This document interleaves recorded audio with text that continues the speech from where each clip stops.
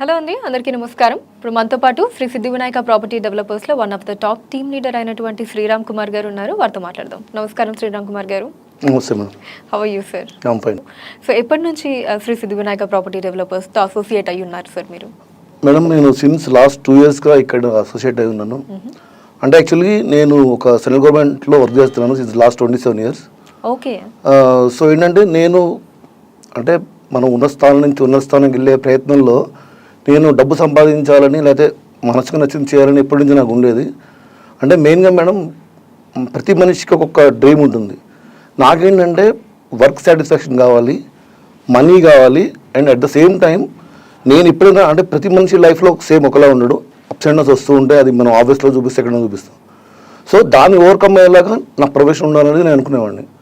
So నేను చాలా try చేస్తాను. బిజినెస్ కానీ ఏదైనా అనుకుంటే బిజినెస్లో ఇన్వెస్ట్మెంట్ పెట్టాలి. సో అది లాస్ అయిందంటే మనం రికవరీ అవ్వలేము. అండ్ నెక్స్ట్ నేను కొన్ని నెట్వర్క్ కంపెనీలు ట్రై చేస్తాను, అక్కడ కూడా వర్కౌట్ కాలేదు. సో ఫైనల్గా నేను ఒక రియల్ ఎస్టేట్లో చేయాలని అనుకున్నాను. అనుకున్న టైంలో రవి నంబూరి గారు is my childhood friend. Okay. And presently నా మెంటర్. సో ఆయనది నేను ఒక పోస్ట్ చేస్తున్నాను ఫేస్బుక్లో. ఆయన అప్పుడు ఎఫెక్టివ్ ప్రాపర్టీ ఇంపాక్ట్లో ఆయన 27th బ్యాచ్లో ట్రైనర్గా ఉన్నారు ఆయన. సో దానికి రిగార్డింగ్గా ఆయన ఒక పోస్ట్ పెట్టారు. సో ఎవరైనా ఇంట్రెస్టెడ్ ఉంటే వచ్చి మీట్ అవ్వమని చెప్పి. సో ఆ పోస్ట్ చూసి నేను డైరెక్ట్గా ఆయన కలవడం జరిగింది మనం. సో ఏంటంటే నాకు కూడా ఒక ట్రైనర్ అవ్వాలని ఒక డ్రీమ్ ఉండేది. సో నేను రవి గారితో డిస్కస్ చేసిన తర్వాత he invited me to SSV PTS. So నేను ఫస్ట్ ఆయన అడిగానండి, మీరు అంటే ఏ రిగార్డింగ్లో మీరు ట్రైనింగ్ తీసుకుందని అడిగాను. సో సార్ ఏం చెప్పారంటే, నేను ఇలాగ ఈ కంపెనీలో నేను ఉన్నాను అంటే, సార్ మీరు ఆ పొజిషన్లో ఉన్నారు కదా, సో మీకు ట్రైనింగ్ దేనికి అని అడిగాను అనమాట. సో మేము ఒక టీమ్ని డెవలప్ చేయాలంటే ఫస్ట్ మేము ట్రైన్ అయి ఉండాలి, అండ్ దానికోసమే నేను ట్రైనింగ్ తీసుకున్నానని చెప్పారనమాట. సో అక్కడ మేడం నాకున్న డ్రీమ్ అక్కడ కనెక్ట్ అయింది. ఎలా అంటే ఒక కంపెనీ అంటే నేను ఎక్కడ వర్క్ చేయాలనుకున్న కంపెనీ నేను బ్యాక్గ్రౌండ్ చెక్ చేస్తానండి. బ్యాక్గ్రౌండ్ అంటే ఒక కంపెనీ సక్సెస్ఫుల్ అవ్వాలంటే లీగాలిటీ ఉండాలి ఫస్ట్, దానికి నెక్స్ట్ ట్రైనింగ్ ప్రోగ్రామ్స్ ఉండాలండి.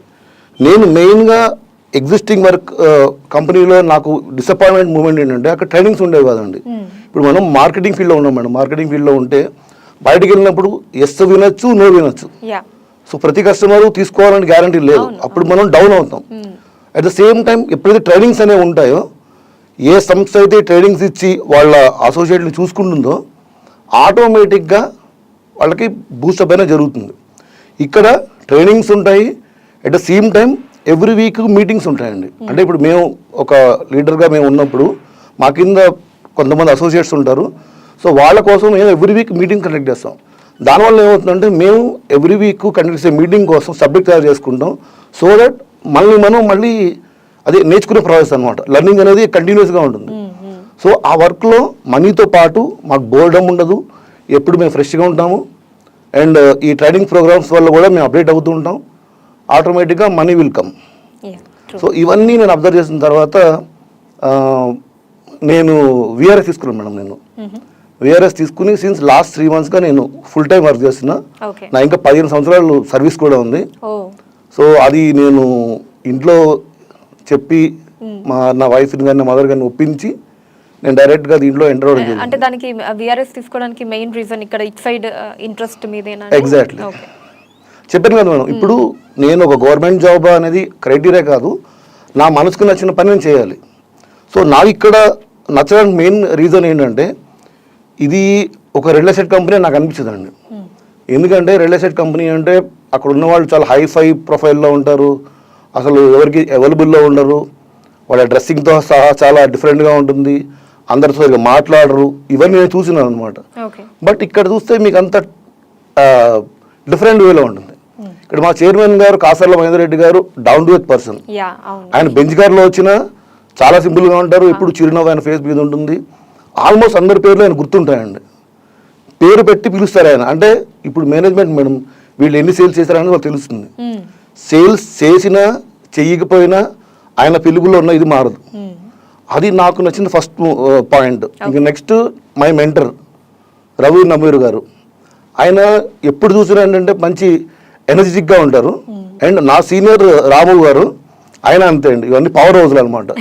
ఇక్కడ సిద్ధి వినాయకలో మనకి పవర్ హౌస్లు ఎక్కువ ఉంటాయి.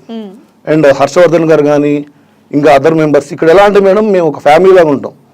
అంటే టీమ్స్ అనేవి ఓన్లీ సేల్స్ వరకే ఉంటాయి.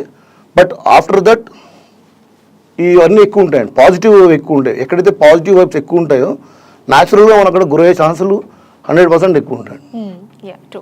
అండ్ మీ ఫస్ట్ సేల్ అనేది ఎప్పుడు జరిగిందండి శ్రీ సిద్ధి వినాయకలో? మేడం ఇక్కడ కూడా ఒక ఆశ్చర్యకరమైన పాయింట్. నేను 1.5 yearగా నేను అంటే I use to come not regular but I use to come weekends.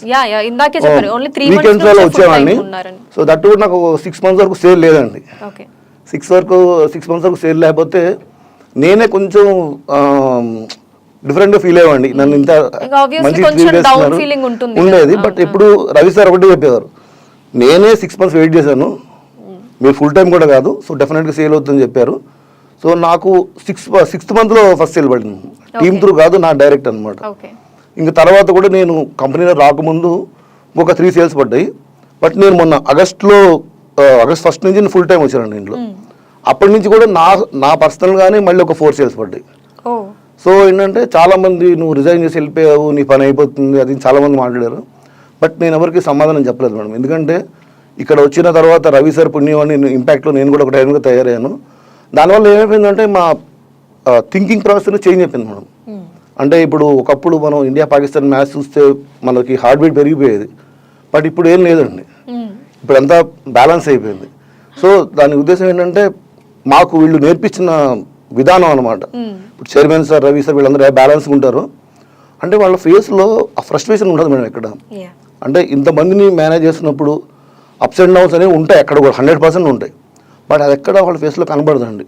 And moreover every week every month ఏవో ఒక ప్రోగ్రామ్స్ ఉంటాయండి. అసలు మాకు బ్రేక్ అనేది ఉండదండి. అంటే మనకి బాధపడడానికి టైం ఉండదు అనమాట. అంటే అలాంటి ప్రోగ్రామ్స్ వాళ్ళు పెట్టి మనల్ని బూస్టప్ చేస్తూ ఉంటారు. ఫర్ ఎగ్జాంపుల్ ఇప్పుడు పెట్టిన ఎఫెక్టివ్ ప్రాపర్టీ అడ్వైజర్, అసలు అది ఏం ప్రోగ్రామ్ నాకు ఇప్పటికీ అర్థం కావట్లేదండి.